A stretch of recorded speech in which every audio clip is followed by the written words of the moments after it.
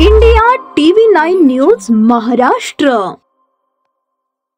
कर्जबाजारी झाल्याच्या कारणावरून चिडून पत्नीचा खून केल्याप्रकरणी अटक करण्यात आलेल्या अनंत रामचंद्र साळुंखे या पतीला 2 जानेवारीपर्यंत पोलीस कोठडी देण्यात आली आहे।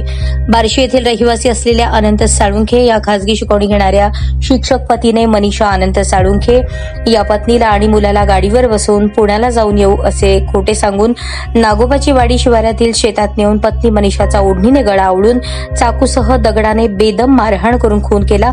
तसेच मुलगा तेजस अनंत साळुंखे याच्यावरही चाकूने वार करून त्याला गंभीर जखमी केले।